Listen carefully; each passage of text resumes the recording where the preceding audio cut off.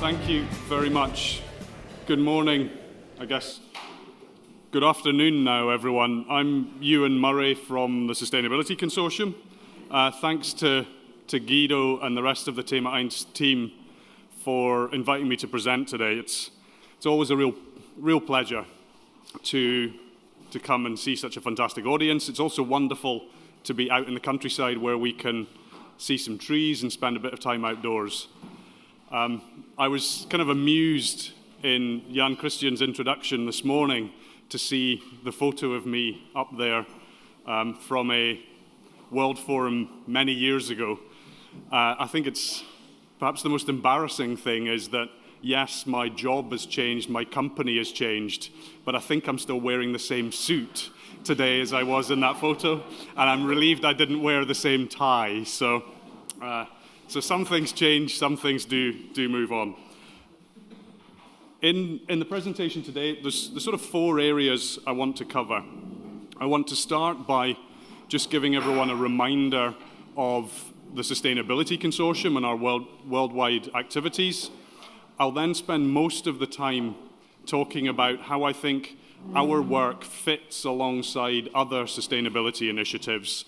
And in particular, I'd like to focus on the relationship that we're building with Michele and Rana and their teams in the EU Commission around the PEF and the PEF pilots. And I want to then finish by just spending a couple of minutes reflecting on what I think could happen in the future and what I think needs to happen in the future, and sort of set a challenge for this group of really industry-leading, world-leading experts to try and solve. So let me launch in. So about the Sustainability Consortium, or TSC for short, we're a global non-profit venture, and we're overseen by a multi-stakeholder board of directors. And I've put the logos of those organizations up on the slides. We've a mixture of NGOs, businesses, and academics on the board. On the NGO side, we have a social sustainability NGO in Care International.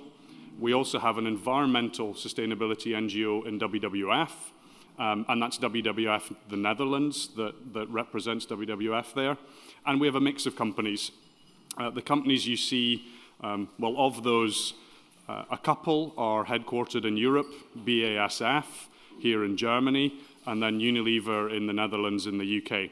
But all of those companies have a big footprint in Europe, in North America, in Asia, and in other parts of the world. And I think it's maybe a little bit difficult to see at the back, but the bottom on the slide here, there's a map of the world, and you see our four global offices. We've just agreed a partnership with Nanjing University in China, and that complements the partnerships we have with Wageningen University and Research Center in the Netherlands, and also the universities of Arkansas and Arizona State in the US. That's sort of our global footprint. A bit about what we do. As a non-profit organization, we are led by our mission, and that's to take a multi-stakeholder approach to try and solve the product sustainability problem, to produce credible, transparent, scalable, science-based tools, really to help companies go and do what they do best, to drive a new generation of products that are more sustainable and to spur that collective and individual innovation that we need to decouple our consumption from social and environmental impacts. And we're a global membership organization. I put many of the logos of our members up there on the slides. There's about 100 or so, give or take a few, and many of those names, many of those logos I'm sure you'll recognize. They're household names right around the world. Many of those are almost certainly organizations you don't recognize because they're in a particular part of the world or they're SMEs, and we want to embrace all of that. I think what's interesting, particularly for this audience that is predominantly European, is about a quarter of these members are headquartered here in Europe. And more than half are organizations that are important players in Europe.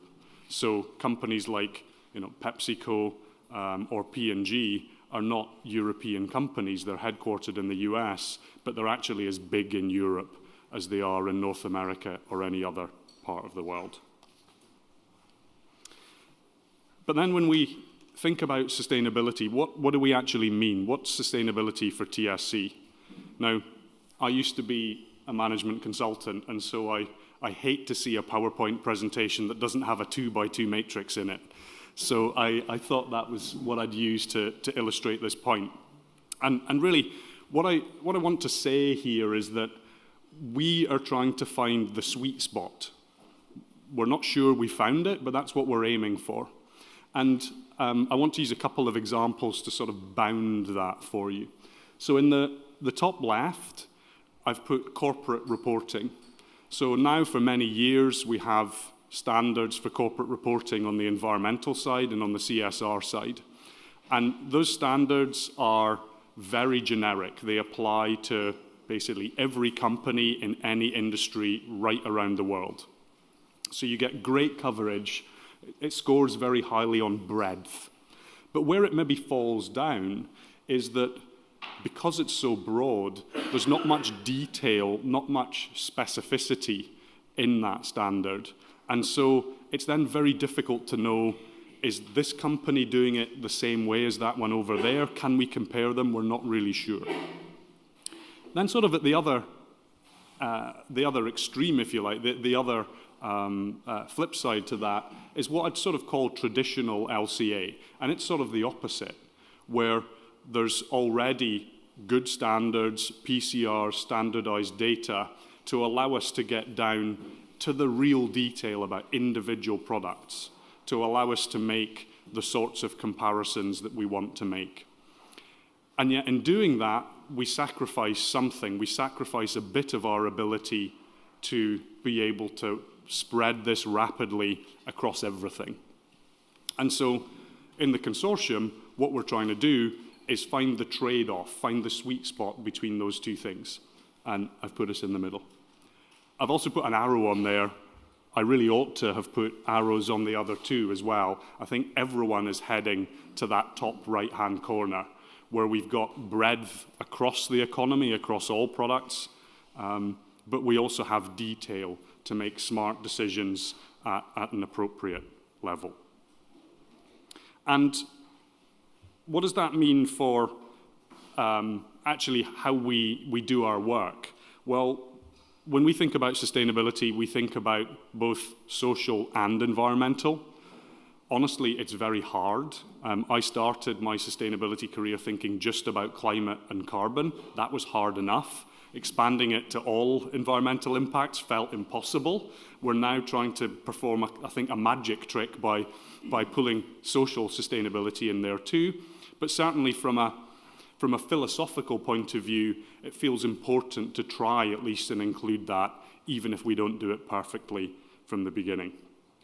We're also trying to go broad. We've set ourselves a target that in 2 years from now, so that the summer of 2015, we want to have covered 80% of the impacts in consumer goods.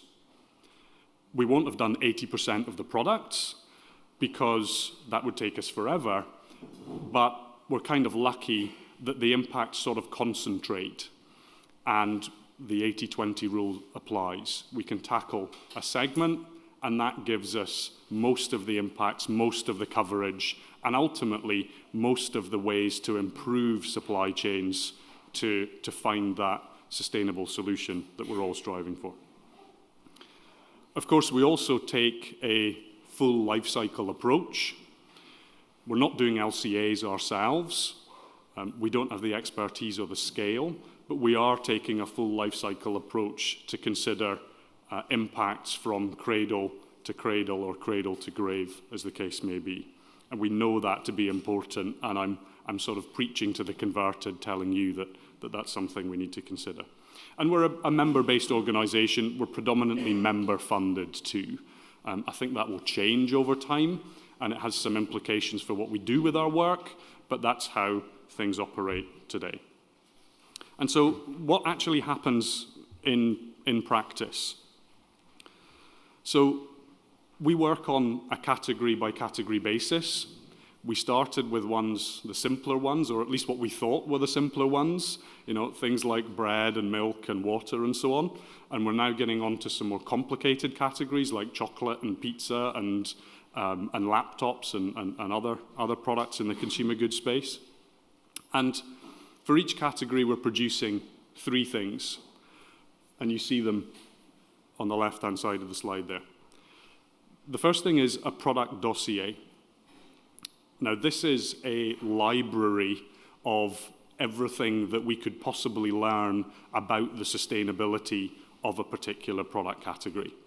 It includes all of the peer-reviewed LCAs we could find, lots of other academic studies that maybe aren't LCA-based, because for things like biodiversity or some of the social impacts, LCA isn't quite strong enough yet to give us a full picture.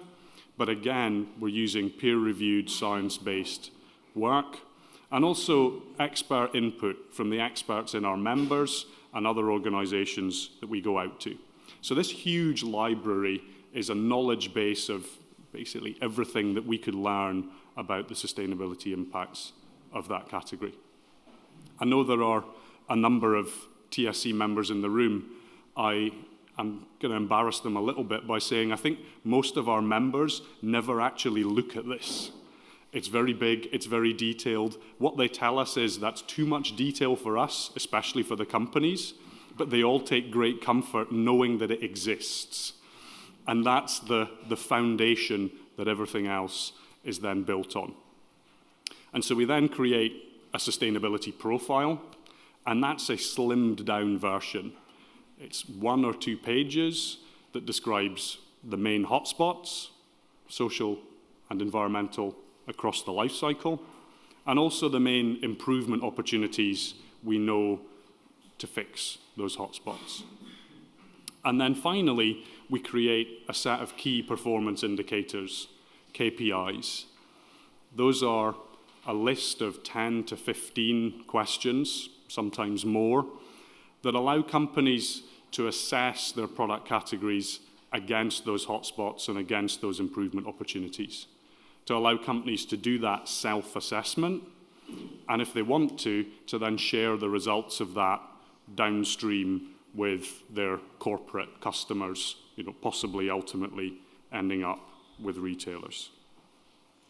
Now, there's quite a lot of discussion about whether all this information we're generating can be used for external communication, for communication to consumers. And I think maybe what's clear is that the information we're generating isn't detailed enough, isn't specific enough for numbers-based on-pack labeling. It will not tell us how Coke compares to Pepsi. But what it will tell us is, in all cases, it's important to help people recycle the packaging after they've drunk the drink. And that's maybe where the consumer engagement opportunity comes in that much more generic advice. I want to spend a couple of minutes just describing how our members are starting to use all this. I'll start with Walmart, because they're perhaps our biggest and best known member. And it's an example I've talked about a couple of times in the past. But Walmart has a program internally that they're leading out of the US, but they want to roll out globally, called the Sustainability Index. Now, every buyer in Walmart is having their annual bonus tied to their performance against sustainability. And this is the tool that they're being given to allow them to demonstrate performance. They don't have individual targets yet, but the direction of travel is clear. And those buyers are being given the opportunity to work with their suppliers to understand who's making great progress, to help others who are maybe newer to this get started, but overall create a portfolio of efforts to drive continuous improvement. And all of that work is underpinned by the information they get from us, and ultimately by the KPIs. So for us, that's incredibly powerful. It shows how our work kind of applies in the real world. I think what's really important for me, though, is not just to see one organization do it, but then to find the synergies from having multiple organizations using the same information. Now, each of our members has their own sustainability strategy. That's absolutely appropriate, but trying to create a common thread through all those so that there's the same consistent science, the same consistent information used is a great way to help those companies get started. It's also a fantastic way to avoid survey fatigue from suppliers if different organizations are asking them the same sorts of questions. And that's sort of what we're starting to see. We haven't got that rolled out fully yet, but we're starting to see it. So my second example is Marks & Spencer, where they have their Plan A sustainability initiative. They've presented here previously, and they're now using our hotspot information combined with hotspot information from other sources to underpin that Plan A, so that when their buyers and product designers are talking to suppliers, they're using that same information, and the suppliers are hearing the same thing from an M&S as they're hearing from a Walmart. And they're starting to hear similar things from Ahold too, who again have an objective to make all of their products on a sustainable pathway, and they're testing our KPI program to see if that's a useful way for them to take that forward. So enough on retailers, just a couple of words about a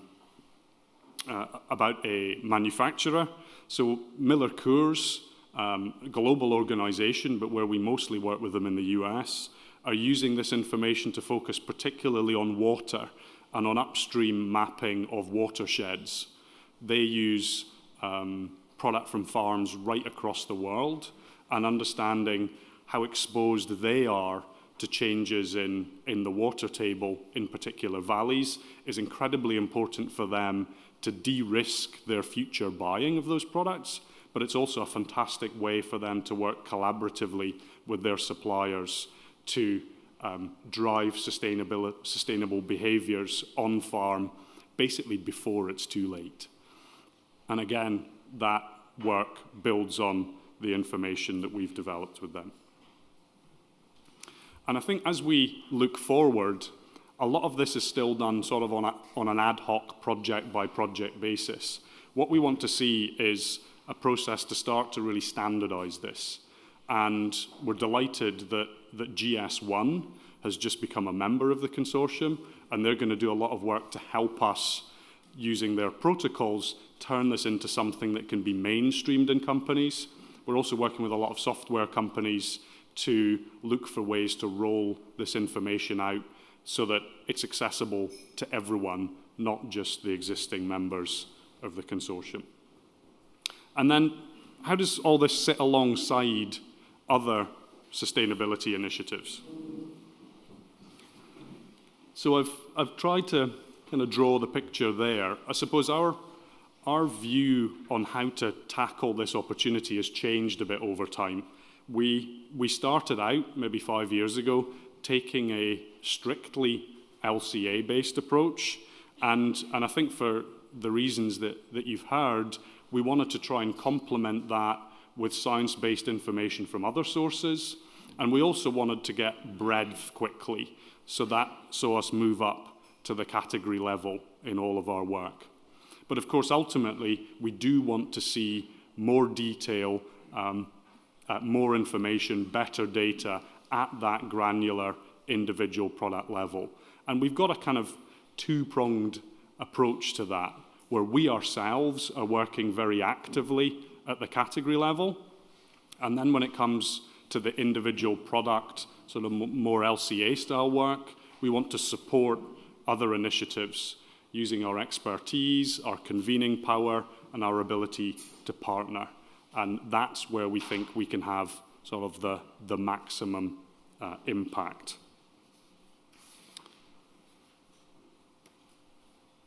So a few words, I think, specifically on the EU Commission.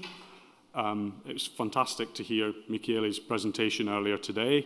I think the scale of the vision is really starting to be matched now by the structures and processes and teams that are being put in place. And for me now, it's starting to feel real, which is fantastic. I know it's probably still quite daunting for many of us, I'm sure in particular Michele, but it's wonderful to see that really starting to come to life. And we're excited about that work. I'm often asked, are we competing? I don't think we are competing. I see huge opportunities for collaboration. I also think the Commission has done more to open up the market to get organisations interested, sensitised to this issue, and the fact that we can't have this event in the normal venue because there are now too many of us sort of is evidence that is true, and it's great to see such a full room. That's sort of testimony to the market-making effect that I think the Commission has had.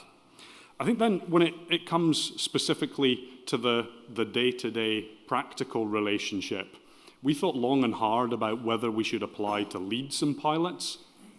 In the end, we concluded that we wouldn't apply. We didn't meet all of the criteria. I don't think we could claim that we were properly representative of any individual product category in Europe. And we also see our expertise in being able to look broad across categories rather than in a lot of detail into any individual one. But what we do want to do is work alongside a number of the pilots. And I've been talking to Michele and his team about this now for a number of months. We think we found quite a nice way of doing that. So as the pilots run, we'll work alongside a handful, maybe 3 or 4, and we'll look to compare the results from the PEF pilots with the results from our hotspot exercises. We've already agreed that we're going to work as part of the household laundry detergent pilot with AISE, and you'll hear from Valerie on that in a little while. And we're in discussions with a few others, the Sustainable Apparel Coalition, the EU Food SCP Roundtable, and others about partnering up with their projects to run that work alongside. And my guess is what we're going to find are the hotspots that we've identified pretty well match up with what comes out of the screening LCA part of the PEF. And one, if that happens, it's going to be a massive sigh of relief for all of us, I think, that going 2 different ways we get the same answer, which is always encouraging. But I think also what that does is it unlocks future opportunities. We're also trying to change our funding model. We desperately love some funding from some governments and others, because we ultimately want to share all of our work much more widely.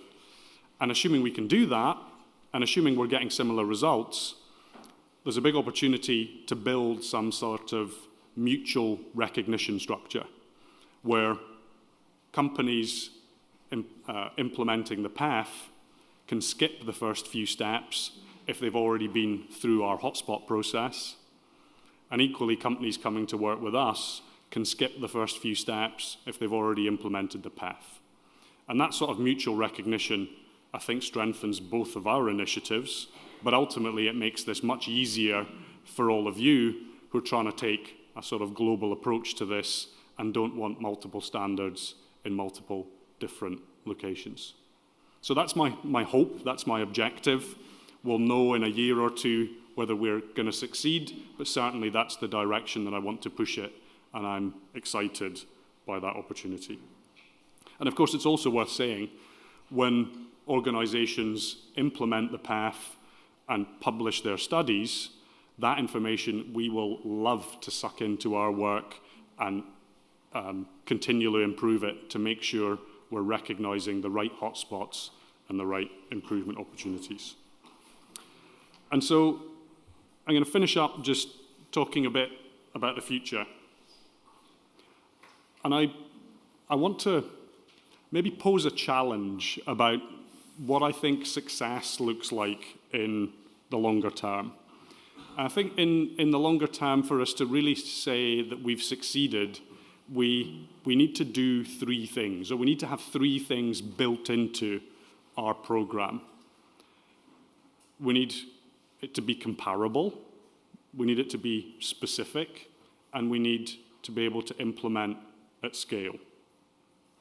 So on comparability, we need to know that if I measure it, and if you measure it, we get the same answer.